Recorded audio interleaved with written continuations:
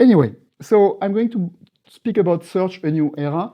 During this presentation, you will see sometimes a commercial thing, which means that I'm going to present a feature which is available within the commercial license. But otherwise, everything else will be part of the basic tier that we have at Elastic, and including the demo that I'm going to run.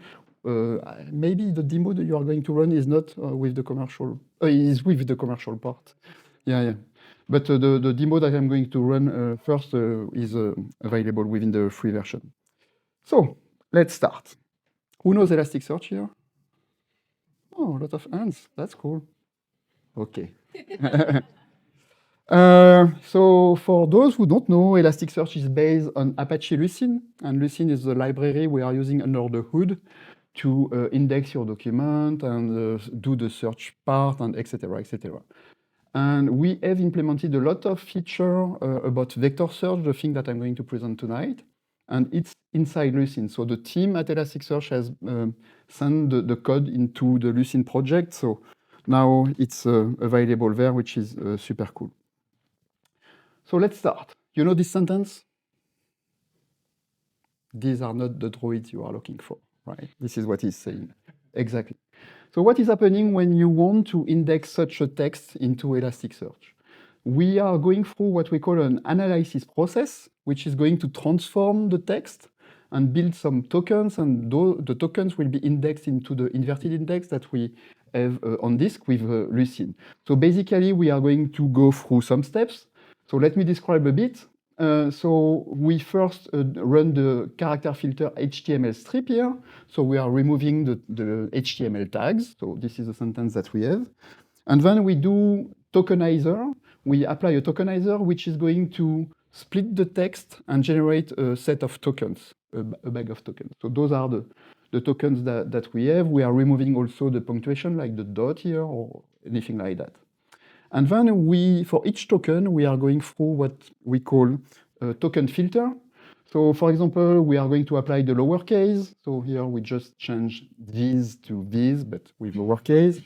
And then we apply the stop word. So what we are going to do, we are going to remove the common words of the common words of the English language by default. And then what we do, we transform that with a snowball again, and we take the singular form of droids, and then looking is becoming look. At the end of the day, what we index in the inverted index is droid you look. Okay? So you have this sentence. These are not the droids I am looking for, but I have indexed. This is the droids I'm looking for. Right? There is the meaning is not the same. Definitely not. It will match. Although if you say machine I'm looking for, maybe it's not going to match because machine is not droid, right? It's not the same thing. We can use synonyms in Elasticsearch, but here, okay, maybe we don't want to. And you have to produce all the synonyms that you know, so it's not that easy, actually. But the most important thing to me is that these are not the droids I am looking for, and if I'm searching for the droid I'm looking for, it will give me the answer. Why this? Because it's not semantic, and semantic is totally different than term matches or literal matches, if you wish. So instead, what you can do is to use Elasticsearch with another feature. I don't know if you know that, but Elasticsearch is also for vector search. What is a vector? Who knows this movie? Normally the olders, but I don't know. So it's Airplane. I love this movie as well. So this is a stupid movie, but I love it. Maybe because it's stupid. So let's talk about vectors. So what are vectors, basically? So here I want to represent some characteristic of an image. So is this realistic or is this a cartoon?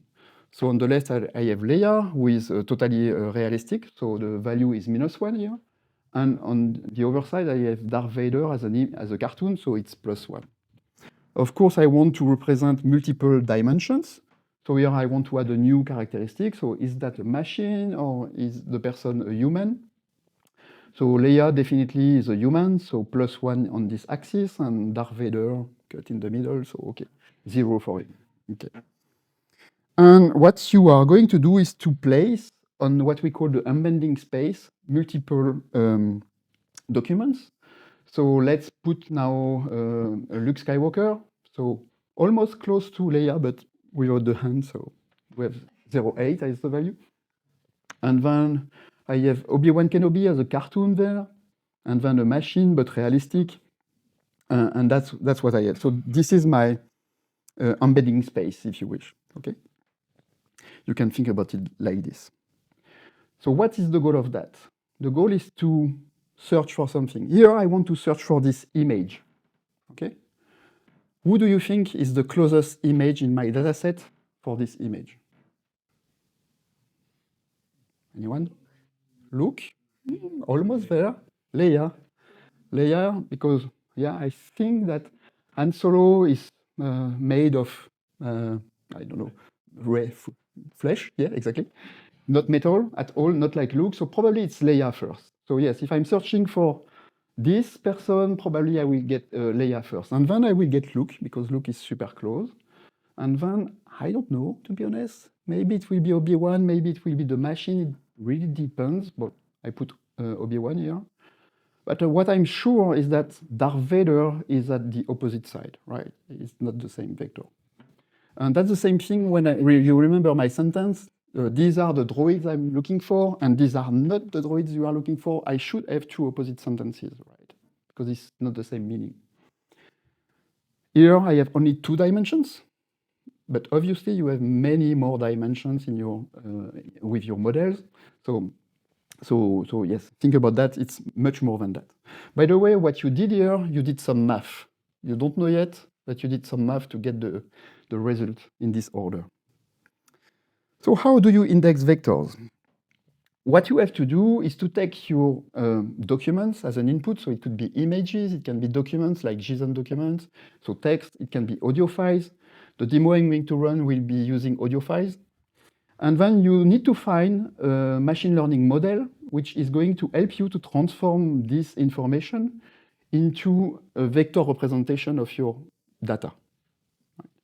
So those are one vector for one document, one other vector for another document, and another one. How you do that in Elasticsearch?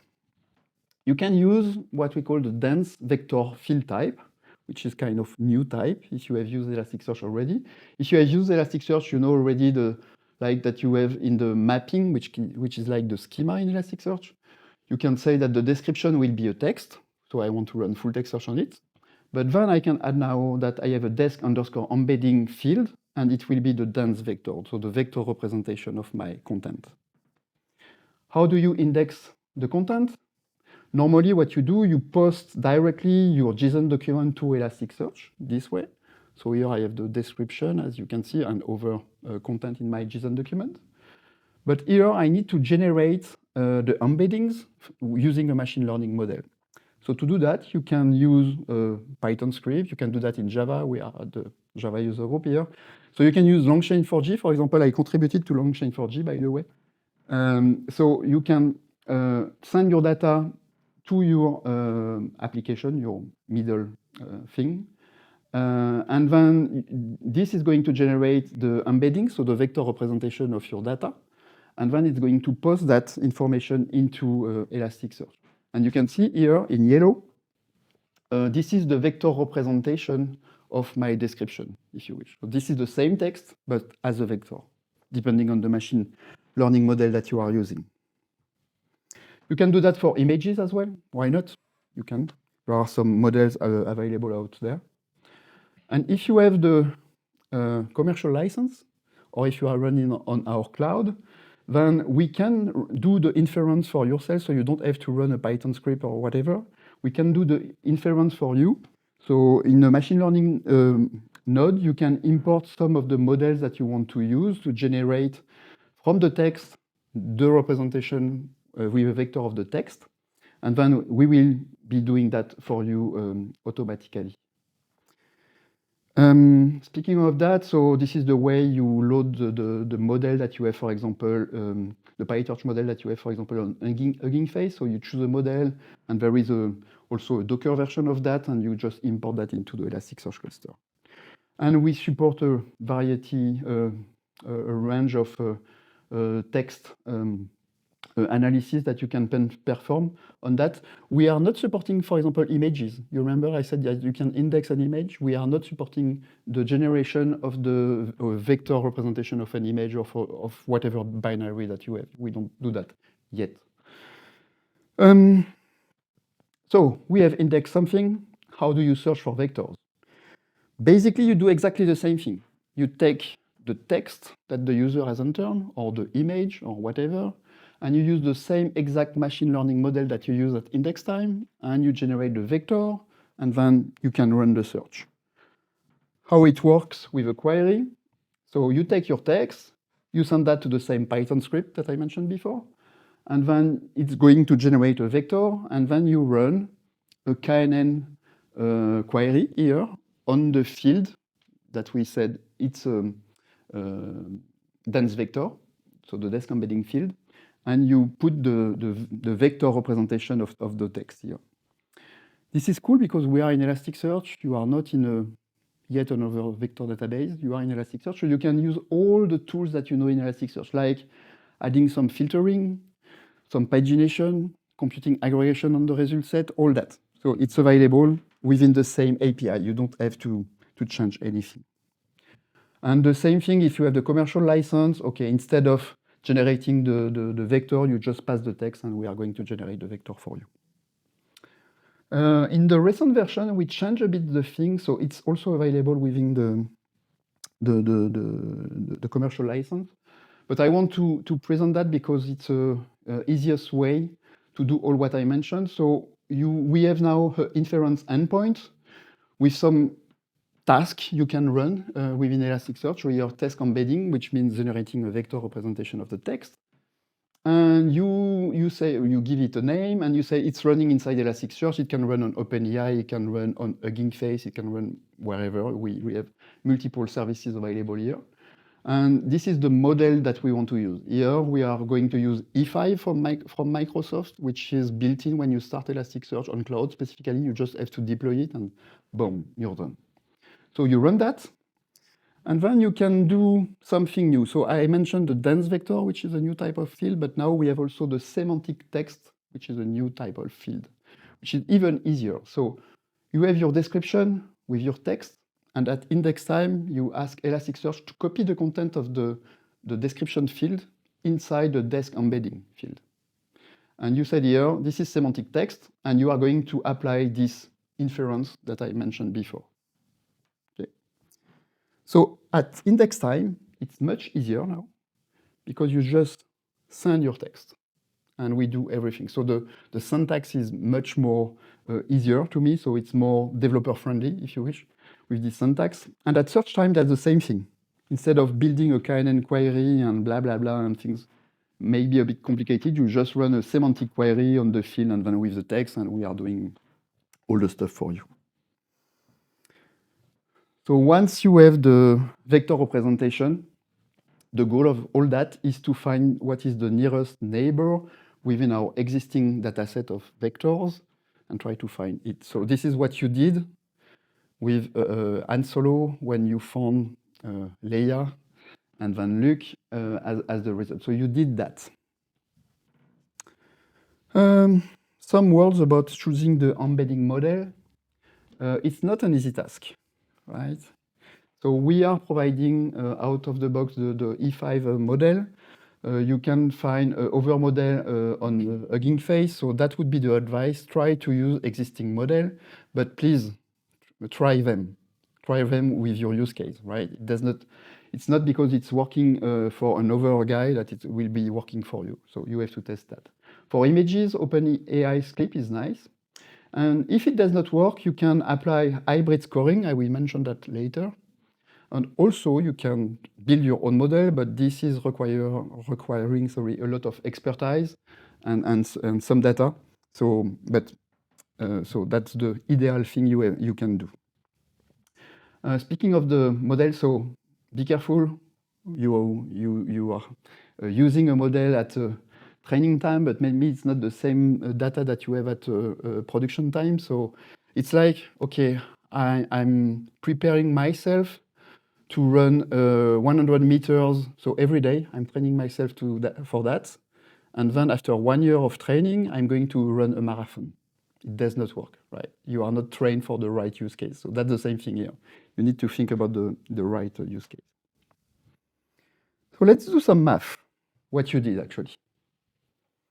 So you remember my two vectors, so Leia and Luke, and probably in your head you put Han Solo somewhere. Probably you said, oh, this is the angle between the vectors, and this is why they are closed. Actually, what you did, you did a cosinus. Did you? I think you did. And actually, what you did, you compute a score which is 1 plus the cosinus divided by 2. This is exactly what you did in your head, right? No. So let me explain. When you have similar vectors, the cosinus will be close to 1. 1 plus 1 divided by 2 equals 1.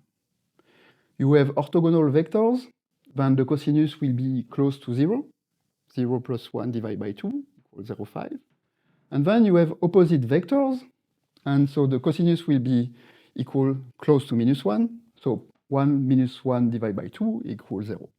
So basically, you have a score which is behind 0, opposite vectors, and 1 totally merged vectors as for the angle, right?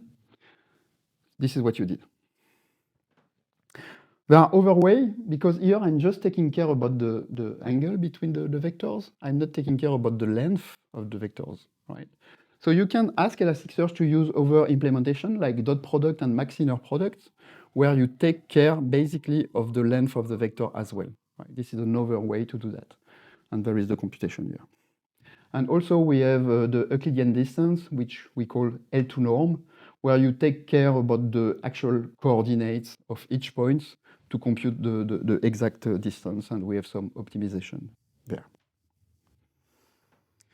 So when we started, we started with brute force.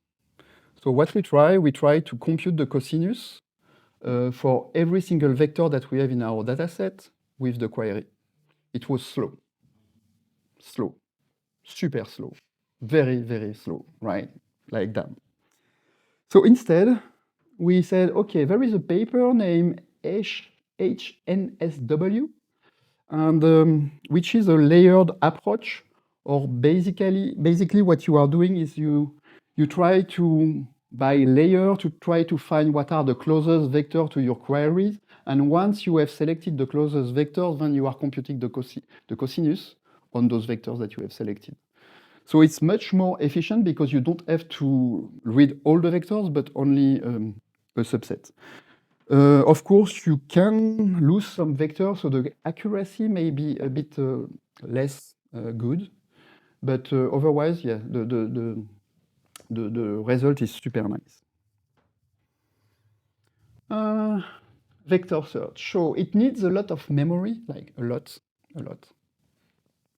And we are holding all the layers that I mentioned in memory. It's off heap, so that's okay.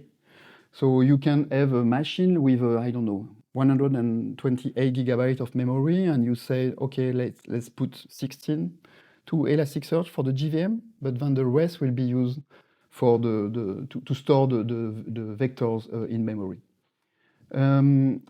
Using vector search has also a consequence in indexing. If you remember, when I shown you the JSON document, there was a huge vector inside. So over the network, you have to transfer this vector representation of the text, and also do and generate the layer that I mentioned. So it's taking time to do that.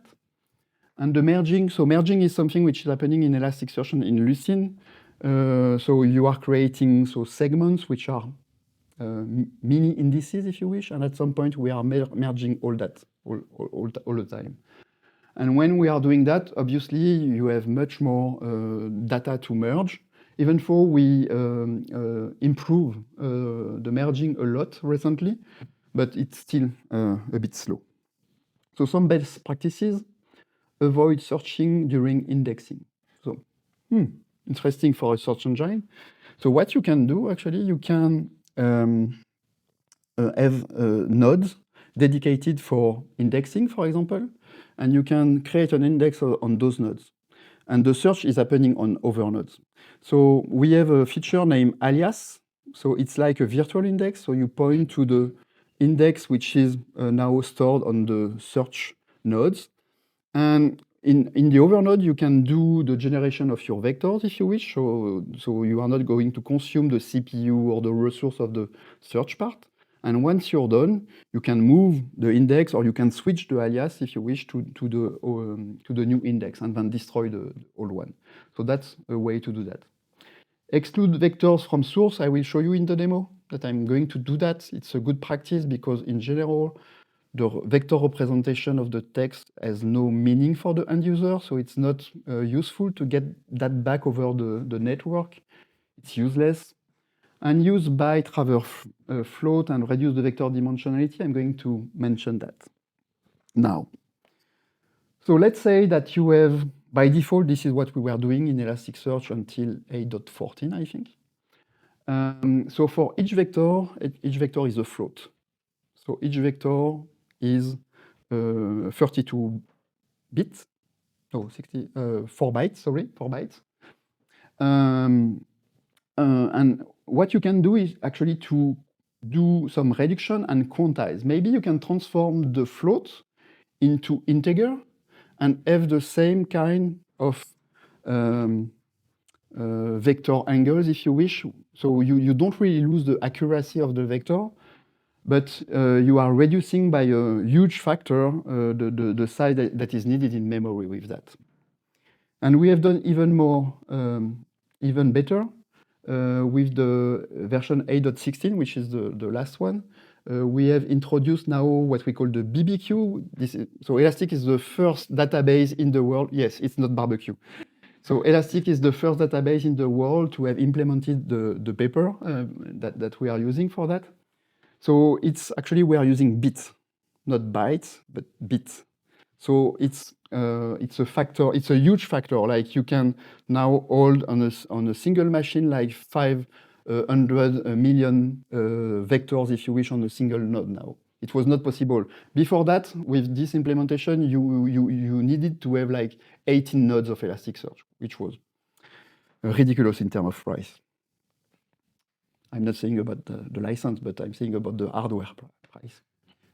And also one of the things you can do, which is the reduction of the dimension, but for that you need to know your dataset and sorry, not the dataset, the machine learning model, what is it producing. Maybe you can remove some of the values that you have, but we don't do that automatically. In any case, don't trust the vendor like ourselves, right? So try yourself, because it could be surprisingly different than what people are going to show you. And for example, I'm going to trick you a bit. So you will see, you will see, you will see.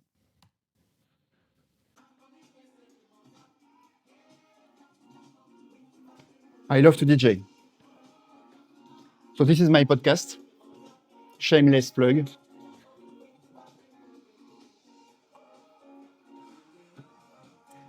Okay, cool. Let's do a demo.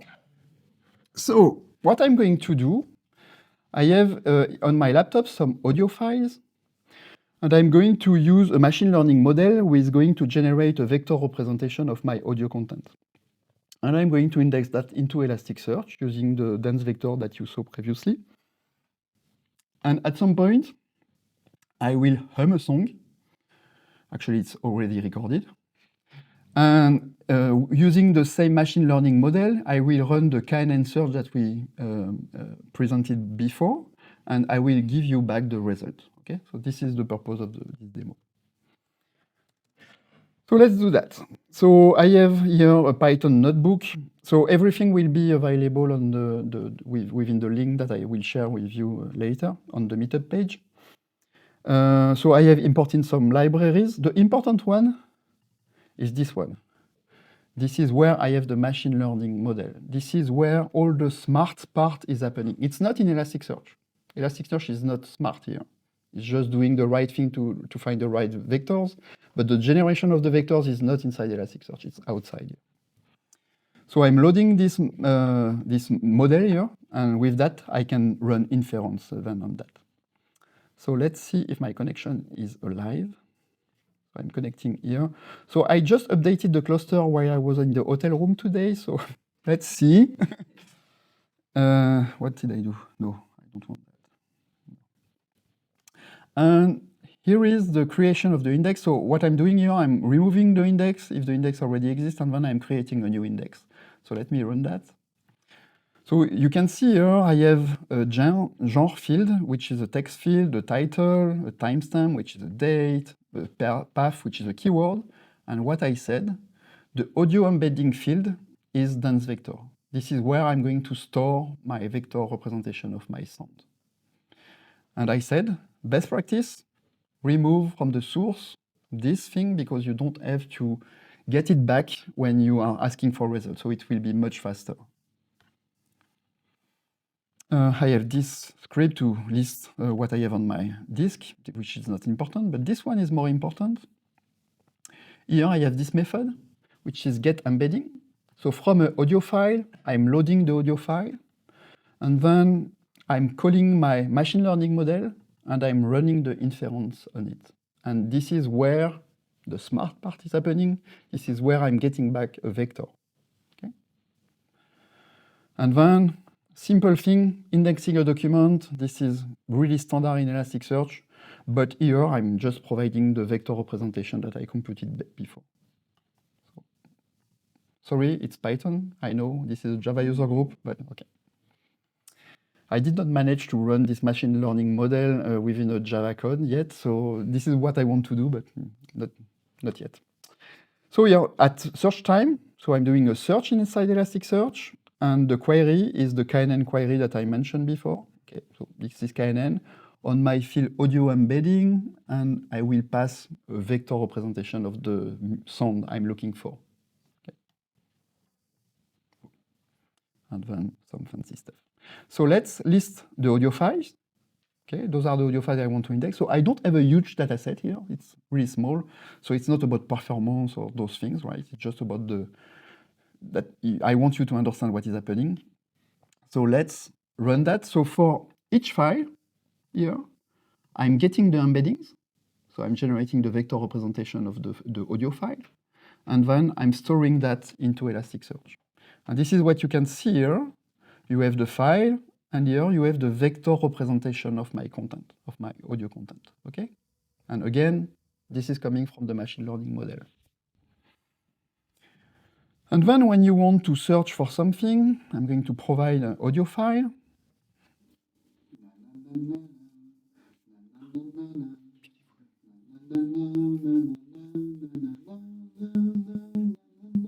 Okay, I did my best. I'm not a singer, as you can see.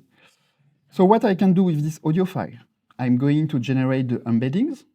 So with the same machine learning model, I know I'm telling that multiple times, but I want you to understand that. I'm generating the embeddings. And then I'm using my KNN query that we saw previously with this vector. This is giving me some results, and I'm going to show you the results here. So what do I have as a result? So it's ordered by score.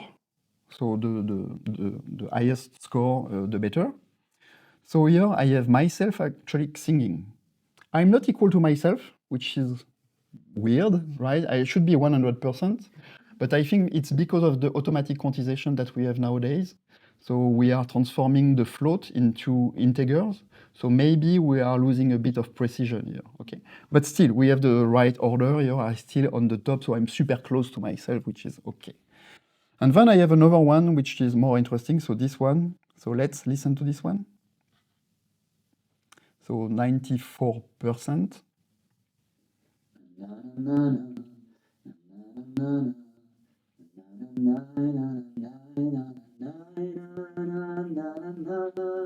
So cool. It's the same thing, same song, exactly the same, blah, blah, blah. That's super cool. I did Shazam, right? Wrong. I have a trick here. It's a demo. Don't forget it's a demo, and I'm a vendor, so okay, I can trick you a bit. you need to understand what the machine learning model is doing. You don't know what the machine learning model is doing. Maybe you think it's about notes, it's about BPM, it's about the music itself. Actually, no.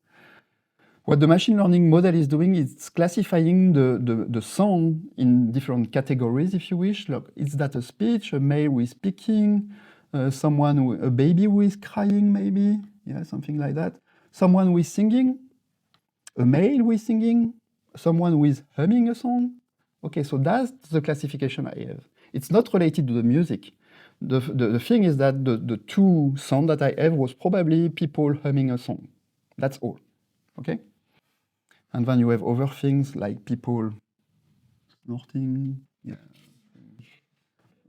This one, I don't know what it is, and blah, blah, blah. And then you have also later, so insect, mosquito, things like that. And then you have, is that music, musical instrument, guitar, electric guitar, bass guitar, acoustic guitar, and blah, blah, blah. So this is the classification of what my model is basically doing, right? And generating the vector. So it's not about the music itself. But with demos, you can do whatever you want. So the next one is this one.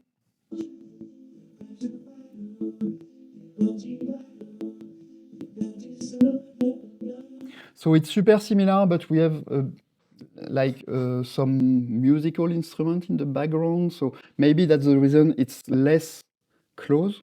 Can I say that? Less close? Yeah, okay. Than the previous one. Then the next one is this one. So we agree in terms of music, it's unrelated, right? But it's still a cappella with a bit of drums, probably. So it's still close, not the closest. And then I have this one.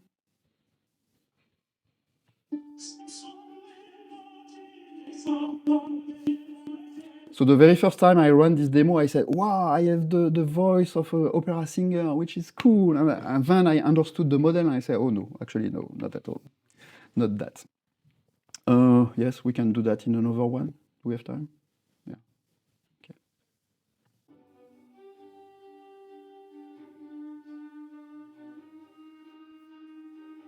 So it's strings here, right? And then same thing, get the embeddings. So use the model, generate a vector representation of the data, and then use this to query with the KNN search, and then just give me back the results. Okay, the first one is close to the one we just listened. And then the next one is this one. Totally unrelated in terms of music, but we have a lot of strings, and that's the reason it matches a lot. Right? So, good for this demo? Got it? Perfect. Let's continue. So, Elasticsearch, we have seen the old way of doing search with term-based search and token-based search. We have seen vector search, but we can combine all that. We can do hybrid search. So what we want to do is to take the score that we have with the terms and the score that we have from the vector similarity, and then combine all that. How you do that? For example, you run here must clause. It could be a should, whatever. And what we are saying if it match on the description with the text summer clause, then we are going to boost the result by 0.1. Why this? Because the score of a term-based match, might be something like 10 or something like that, so much higher than something between 0 and 1. But the opposite is happening here for the KNN search, for example. We are going to use the same text, but now as a vector representation of the same text. And we are going to query our desk embedding that we saw previously. And we are going to boost the result, which is between 0 and 1. We are going to boost that by a factor 2, so it will be between 0 and 2. Okay. By the way, you can use this, which is super handy if you know that, for example, you are searching within your e-commerce store and you are in the department for women. It's useless to try to catch all the vectors. You can just filter the vectors and just run the query on the vector that you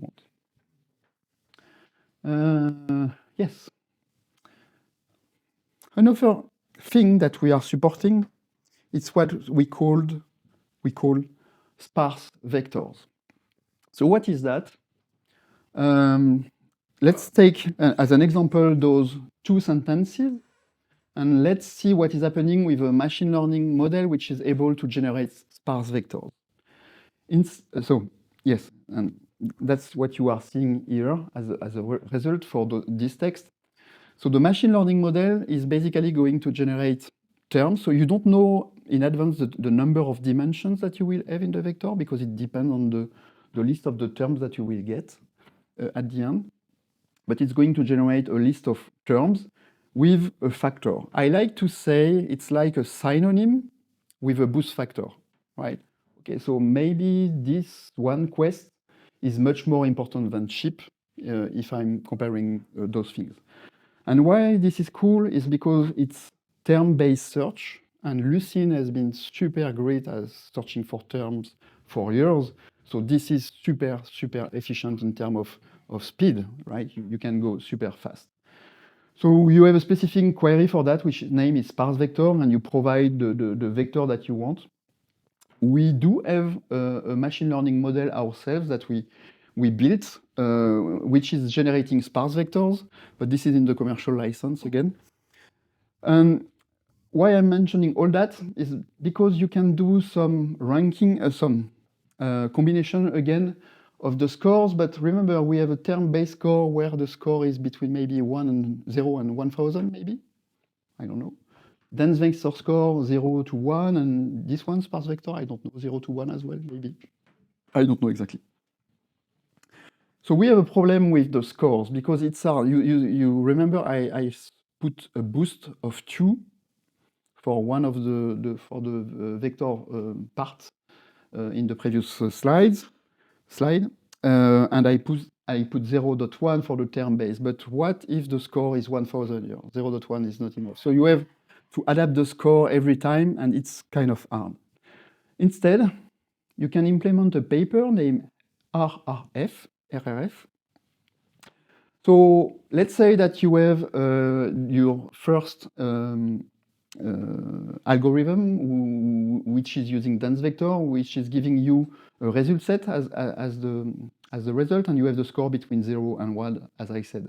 And you have the term-based search, which is giving also some result, like from this value to this more than 1000 value. RRF is saying, okay, I'm not going to take care about the score. I'm just going to take care about the ranking for each algorithm.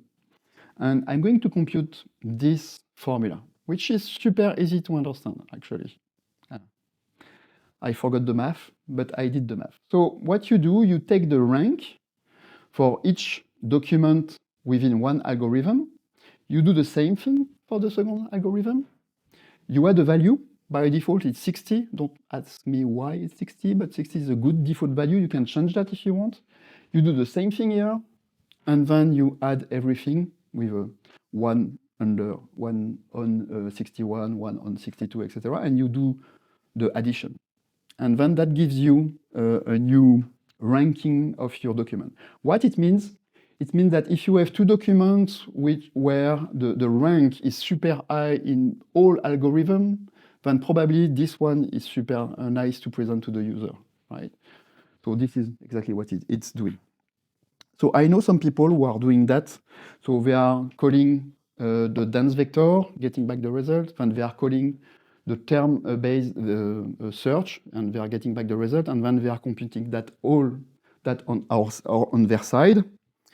If you have the commercial license, we can do that for you because we have implemented the RRF retriever, so which is doing exactly what I mentioned. So the term-based vector, the sparse vector, the KNN vector, and we combine all that for you. But you can do that yourself. Okay, let's move on. ChatGPT. ChatGPT came 2 years ago? 3, 2? I don't remember. 2 years, yeah. It's moving so fast, so whoa. And the search engine were, oh, we are going to die because ChatGPT is here and blah, blah, blah, what have you. And actually, we saw the opposite on Elasticsearch side. So the customers were saying previously, the search bar problem is solved. We don't need to take care about that anymore. And suddenly with generative AI, we said, actually we can do better maybe. And this gets more traction into Elasticsearch. And we were ready when ChatGPT was out because we already had the vector search implemented. So that's good. ChatGPT, what is that? I think you know that. So you ask a question. The question is sent to your favorite large language model, which is trained on public internet data, and it's giving you one answer. One of the things I did not like at the beginning of the ChatGPT, it's not the case anymore, it was the confident tone of ChatGPT. This is the answer. You have to trust me. I was always saying to my kids, okay, don't trust ChatGPT, it's like a friend. If the friend is saying, trust me, that's the answer, okay, maybe you are not forced to acknowledge the answer, actually. So, what are the issues? So this one is okay. So what is the current version of Elasticsearch? I was using ChatGPT 3.5.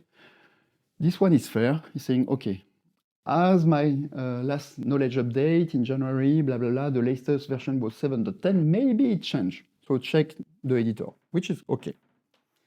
But I wanted to ask another question to ChatGPT. It was this one. How much money do I have on my Revolut personal account? Sorry, I can't assist with that. Why? I don't have access to your personal banking information. Of course, I don't want you to have access to my personal banking information, right? But I want to be able to solve that problem. Actually, in my Revolut account, I wish I can ask whatever question in natural language, and the thing should give me the answer. So to solve that problem, you can implement what they call a RAG, what we call a RAG. You have heard about that, I guess, a lot. So to sum it up, you ask your question. Your question, instead of being sent to the LLM, you are going to query your dataset with this question. So you can use the vector search that I mentioned, you can use the term-based search, you can use the hybrid search, the semantic search, all what you have in your favorite data store, which is Elasticsearch, obviously, I know.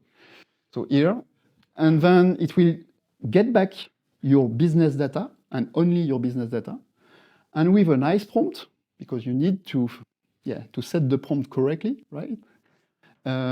So it won't hallucinate some result. You can send that to your favorite LLM and then give the user the right answer. So we are going to do a demo. You want to come, please? This is your turn. Because he built a super nice demo, and I said, okay, that's so nice. I just want to have you doing that. That's Perfect. Okay? Yes, that's okay. So hi everyone. First of all, let me introduce myself. I'm Julien Martin. I'm a solution architect in Elastic, and I have started in Elastic since only 2 weeks. So I might make some mistakes, so correct me if I'm wrong, okay? So yeah, I built this demo. So first of all, the goal of this demo was to show to you the difference we can get by using not the old way, but the regular way of using Elastic with the full text search, and the semantic search and the hybrid search. So we will see some differences in the result. And the impact as well on the general answer that we're going to get after, because I'm using Bedrock, AWS Bedrock, to generate my text automatically. So first of all, I've indexed a website called parlementwallonnie.be. Okay, so there is lots of documents here, lots of questions asked to the deputy and the answer of the deputy. So I think I've indexed 30,000 documents. And I've used for this, I use the web crawler of Elastic. We have a web crawler. I think it's in the commercial. No, it's open source. It's open source. It's open source. You can use for free this web crawler that will crawl the website and will index all your documents. Now, I didn't stop here. We can use the embedding model that you are talking about. In this case, the E5 from Microsoft, which come, I think, with the maybe not the commercial license. Yes. And to generate the embedding. Why the E5? which is a dense vector and not the sparse vector that we have, is because the sparse vector that we have, the LSER, it's very good for English for now, but only English. And the document in this website, parlementwallonie.be, it's all French, pretty much. The E5 is a dense vector, and it's very good for he manage language very well, okay? So I've used that one to generate the embedding. Again, it's really easy to do it with Elastic. When you use the web crawler, you have a setting that say, okay, use an ingest pipeline to run the embedding, the E5 embedding, and generate me the vector. Now, once I have everything, all this document and embedding in my index, I can run some query in it, okay? So we will start by use the full text search here. So really the regular way of using Elastic, it's not semantic at all, it's not hybrid, it's the legacy way of using Elastic. And I'm gonna ask one question here, which is vélo and voiture, comment faciliter la cohabitation? So bikes and car, how to facilitate the cohabitation. And I will untick this and click on search. And normally it should come back with some results. And you see that the first results are quite good, cohabitation entre mobilité douce and voiture and Wallonie, so I mean it's good, but you will see in some of the results, you're gonna see some strange answer, like réintroduction du castor en Wallonie. So why he found that one? It's normal, it's completely expected that he found that one, is because in the BM25 search, the full text search, is gonna search for all the keyword in my input here. And one of the keywords is cohabitation, which is a very important keyword. And in this article here, I can click on it, but that's not the goal. I lost my castor here. This one. Oh. Plus bas. Yeah, that one. You have the word cohabitation in the article because in the title. In the title, yes. So that's why he found it. Okay. So that's good, but that's not perfect. And then when you generate a GenAI answer based on this using RAG, then you might have some imprecisions then, because you have this article in the middle talking about beaver, and it's a bit weird. So sometimes the GenAI is clever enough to ignore it, but still it means that you are missing some data. Now, by using semantics, I'm asking the same question, but I'm doing semantic search. You will see that this time, all the results should be all right. So, formation vélo, vélotech, utilisation de vélo. I don't have my beaver anymore. I have BlaBlaCar, but still it's related to car, so that's okay. So in this case, my results are much better. Now, so I will show you something as well that is quite interesting for you. I have implemented a little debug search here. You will see the query that I'm sending to Elastic. So here we are in the case of semantic query, and I'm querying the dense vector. And it's here that during the query, you say, okay, query using the E5 model, query this text. So what will happen is that when Elastic gonna receive this query, it will use the machine learning node to run the E5 embedding to generate embedding for this text here. And then you will compare using cosine, maybe I think in this case, or by default, the difference, the closest vector, the around, and you will match like this. Okay.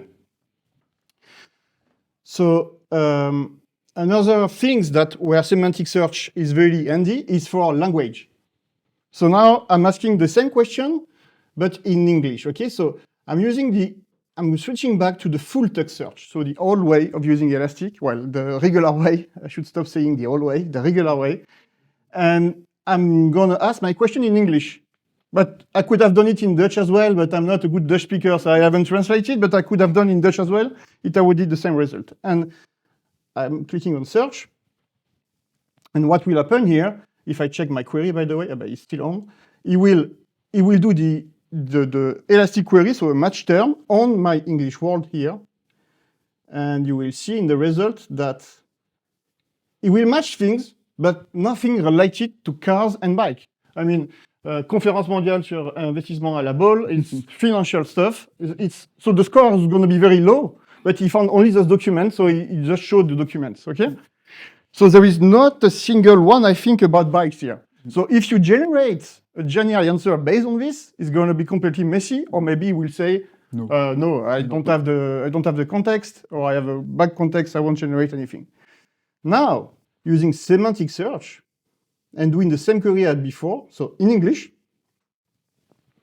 it will be able to, by using the E5, it will generate embedding using the E5 embedding model, and it's the meaning of the sentence. With the embedding, you encode the meaning of the sentence, not the sentence itself, but really the meaning. So it will match. You can see the match is okay. I mean, he found back the vélo in Wallonie, vélo in enterprise, car. So in this case, it worked.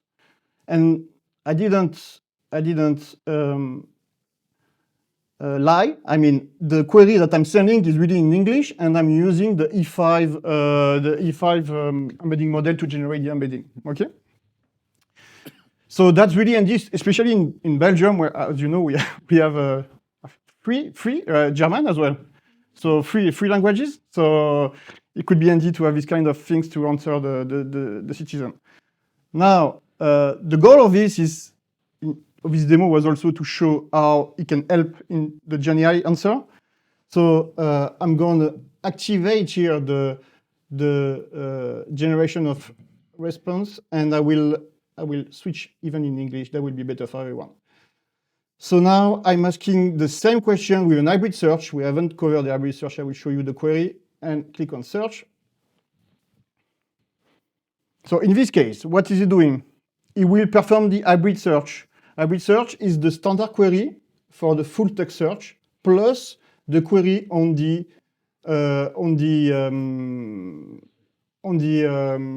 dense vector. Yes, exactly.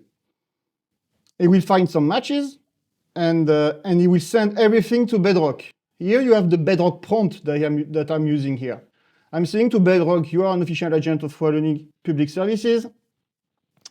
Answer the citizen question in English, in this case, because I asked my question in English. If I would have answered my question in French, I coded the prompt in a way that he would have answered in French.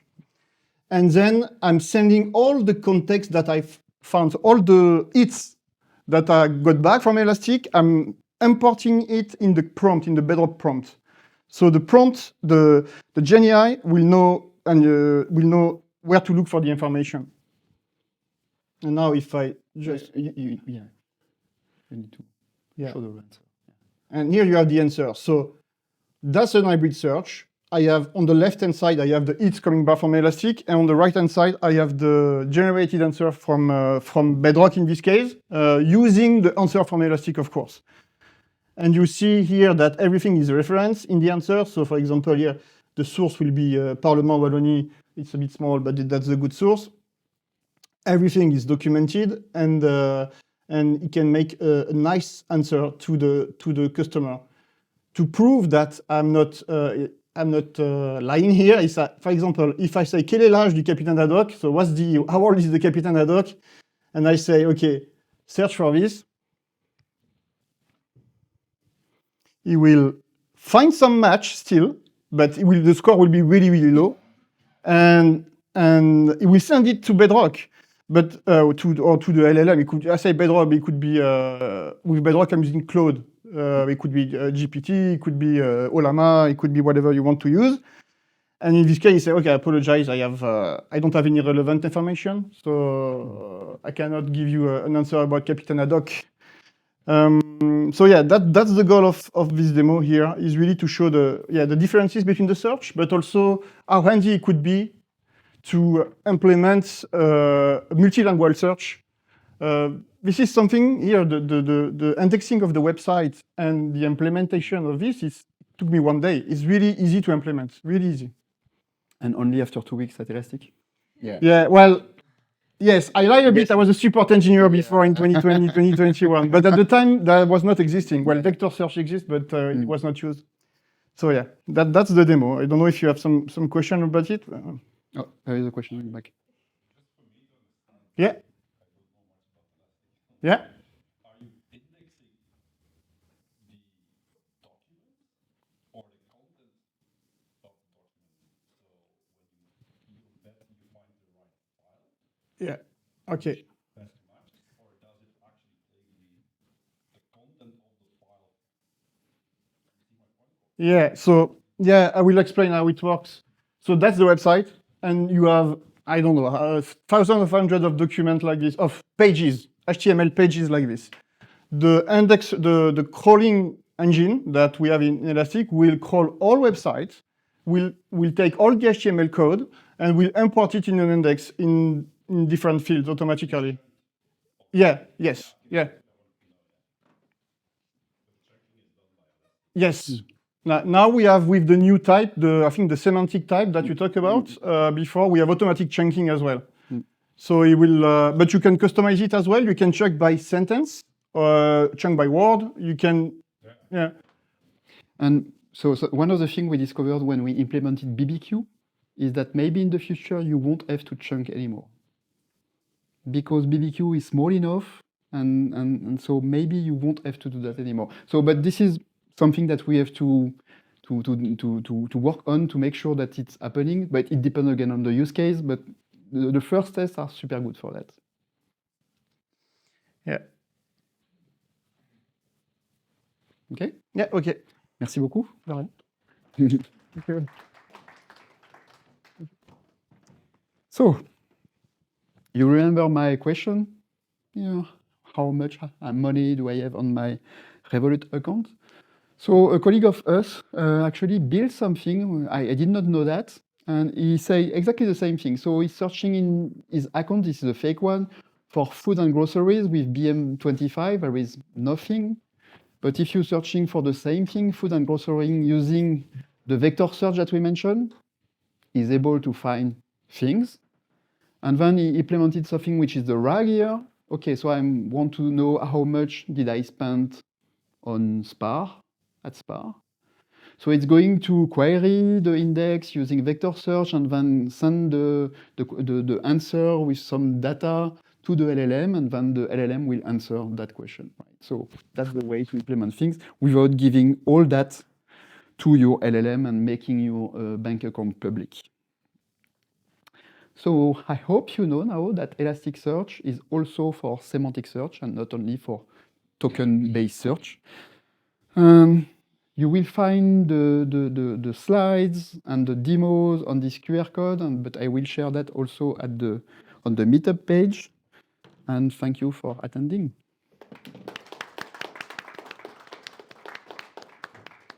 Questions? Did you understand? Yes. My French English. Yeah, time for me.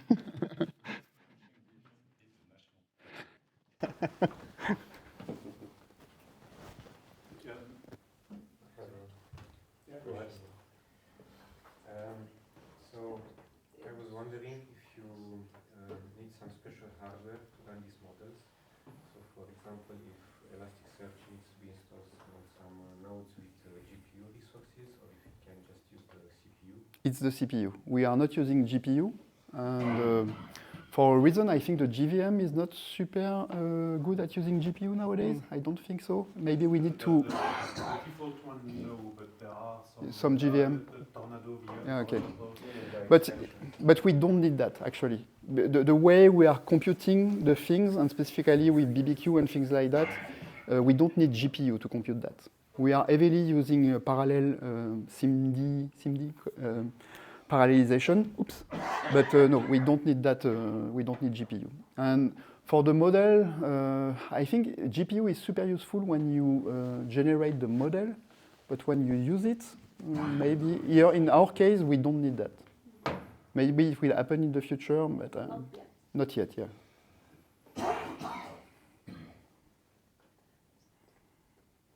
Yes. First of all, yeah, very nice presentation. Thank you. One thing wasn't clear for me. So this nicer embedding API that you just need to send raw text and then it works. Elastic takes care of the embedding. It's there in the commercial version. Yes. Is it also there in the open source / No. basic? No. Okay. It's only in the commercial license because you need to have machine learning nodes, and machine learning nodes are only available within the commercial license or on cloud, but you pay for something. So Maybe this is my lack of understanding around embedding models. Can't you run an embedding model locally? Maybe some small version, something that So the embedding model, yes, you can run that locally. For example, this is what I did on my laptop when I was running the model for sound locally. So it was outside Elastic again in a Python script. So yes, of course, you can do whatever. So the Elastic part is only after when you send the query to Elasticsearch to index the document or the search part. But whatever is happening before is your concern, right? But even when it's Elastic, calling some other service that's taking care of the embedding, Yes. that is also running. So like Elastic doesn't care where this embedding is living. So in theory, Yes. it will be added to the free version. Yeah. So no, it's not available in the free version. It's not yes. But you can run, for example, if you think about Ollama and you want to run your models within Ollama, then you can do that because Ollama has OpenAI compatible APIs. So it works with that, but you need a commercial license though. Okay? Thank you. Yes. You mentioned somewhere in the beginning of the presentation that there were multiple ways to calculate distance between Yes. vectors, or Yes. what they were. Yeah. And so what is the trade-off between using one or the other? Is it more precision if you use More one precision versus versus taking a speed. longer time? Yes, exactly. Yeah. Always And some then way. you can parameterize on that. You can say I want more precise. Yes. Yeah. Normally, what you do with when you are running a vector search, you are trying to get from the shards many vectors and more vectors than the number of hits that you need at the end. So, for example, you want only to have 10 hits. You are asking the HSNW thing layers to get back to work on 100 documents, for example, 100 vector that matches. So in that case, you won't lose precision in that case. It will be slower, but not that much because 100 vectors is okay. By the way, I did not show you something. I can. We implemented that as well within our Elasticsearch product. So let me show you where is my demo security attack discovery. Let me show you that. So here, this is our sim where we are collecting data to make the work of security analyst easier. So here, let's say that you are connecting to Elastic cluster and you have 30 alerts in the morning. I'm going to switch to the, in the morning. In the morning, I'm going to switch to the long one. I prefer this one. This is a longer version, but anyway. So you have here the full list of the alerts. Okay, what's happening? I have so many things that are happening on my service. So what should I treat first? And what is the problem here? Are those alerts related to each other? How I can do that? So you need to open one by one and try to find that. So instead, you can go to what we call attack discovery here. And so you are connected to your Cloud 3, for example. And we are going to, with a nice prompt, we are going to send all those alerts to the LLM. And we are going to ask him to basically classify what we saw. So here, the 30 alerts that we got are actually 3 kind of discoveries. So you have the attack chain here, which is pretty much readable. And you can see super quickly that, okay, this is this server, this user, and there were something bad that happened.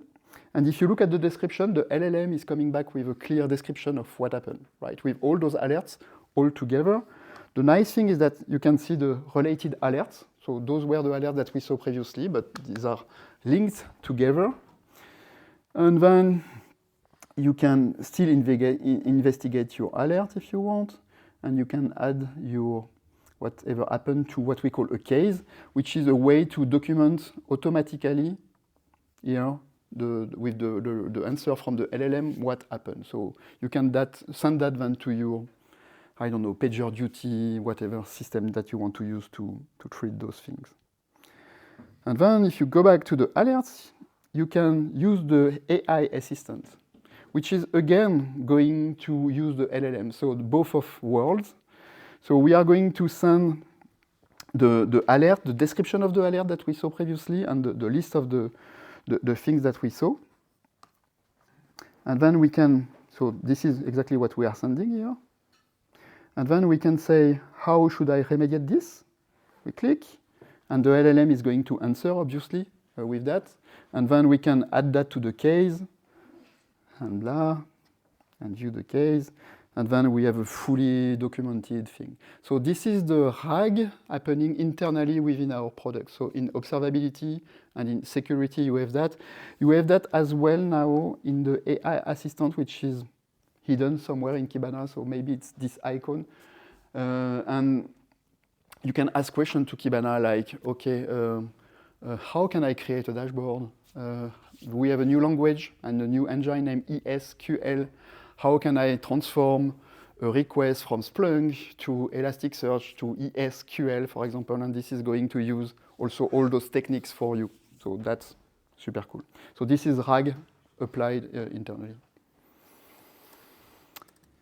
Other question?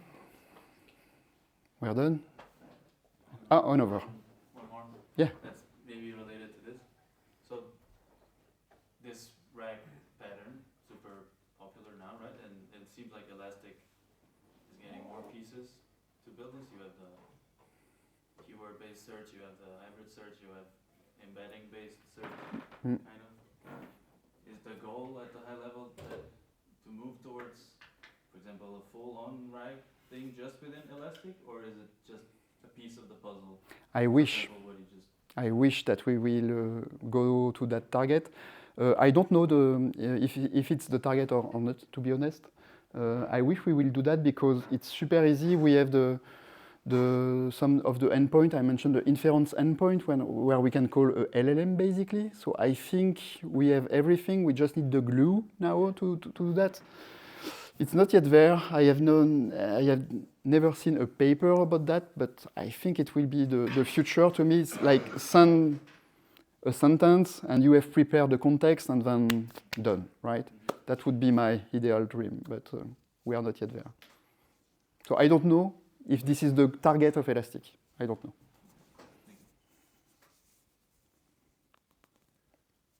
Yes? In terms of indexer, like in the example when you crawl the web, it can happen that a document is not just pure text, but a mix of the text, images, and things like that. Is there a way to combine different LLMs targeted to specific, and so that the images are sent to one LLMs and the text to another ones, and maybe if there are some other types of assets in the page? So, like I said, Elasticsearch does not take into account binary content. So we don't know how to do that yet for images, sound, or whatever. We are only do that for text. Extracted text, it could be extracted text. We have an extract, I don't know, I remember the name, the extraction service, something like that. So you send a PDF document there, but it's extracting the text, and then from the text you can run that. But it's only based on text, what we can do today with Elasticsearch, right? The service that I mentioned is outside Elasticsearch. Okay. Okay. But can you then have for one document multiple Yes. vectors of different types? Yes, you can. I think for whatever reason it was not in my. Maybe I removed that. Yeah, I removed that. I think. I had a slide previously, but it's not there anymore. So here I'm searching within the text representation, but I can add another kind of inquiry, which is with the image vector representation of the image, right? So you can combine all that. Of course, you cannot send the text to the image because it's not going to work unless the image is generating some text. I don't know with the model. I don't know, but yes. So that you have the idea. You can combine multiple kind of inquiries. Yes. Yes. There are a number of vector databases out there, like for example Milvius and maybe others. I was wondering, how does Elasticsearch compare in terms of speed and resource consumption to the competition? So is it more or less on the same level? Or I don't know the competitors. So simple answer. I'm not going to tell you bullshit about that. So maybe they are super good. I think they are super specialized. So maybe they are faster and probably they are using, I don't know, maybe C++ code instead of Java for us. So I would say that we are super flexible and we are already there in every single company or in every single organization. Normally you have an Elasticsearch cluster somewhere. So basically adding the vector search is easy because you have that at hand. But maybe they are faster. Yeah, that could be possible. So I don't know. I don't know. Another question, you mentioned at some point that you need a lot of memory, Mhm. off-heap memory for vectors. So I was wondering, is then that maybe not implemented in Java, or why would you need off-heap memory and large amounts of it? So the vector part is off heap. So but everything is implemented in Java. Yes. So with a specific piece of code in Java on the Lucene part, which is off heap. So I think mmap, that's the thing we are doing. I'm not sure. I'm not technical enough in this part to answer that. What was the slide? And are all the vectors loaded into memory? Yes. For example, can you support more vectors than fit in memory? Or? So for that, you need to scale out and have multiple nodes of Elasticsearch. That's the only way to achieve that. One node, you need to load all the vectors. Yes, exactly. You need to have enough memory on the node to load all the vectors from a given shard. So an index is split into shards, right? So you can have like 5 shards for your index, and if you have 5 nodes, then each shard can use the whole memory. And each shard is a 1/5, if you wish, of the index, right? And this is how you can scale out your data set. It has a cost, obviously, because then you need to take the 100 base from each shard and then recompose everything, of course. But it works well. Our goal with the BBQ thing that we did is to avoid that. Like, okay, you have 100 million vectors, you can hold that in one single node. Like, so that's the goal. And the tests that we did are nice so far. I guess the answer is yes, but just checking for the off-heap part, do you have a way to explicitly cap No. how much it will take? No, we take everything. that has been always the case, even before that. So before that, we were using heavily. Lucene was heavily using the system cache, the file system cache for that. So everything was loaded in memory. So basically, you just run Elasticsearch on your machine, nothing else. Okay. And how does that behave in a Kubernetes cluster, for example? Yeah, you need to allocate enough memory to the Kubernetes pod, I think.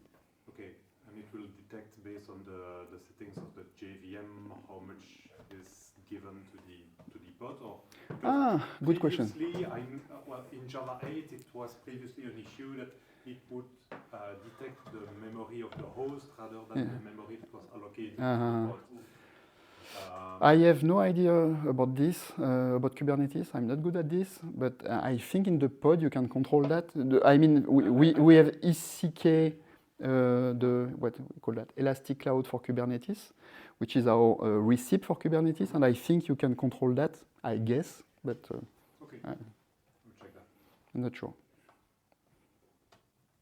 And we are not using Java 8 anymore. No, sure. I wish. Okay, good. Thank you so much. And let's have some beers, maybe. I don't know.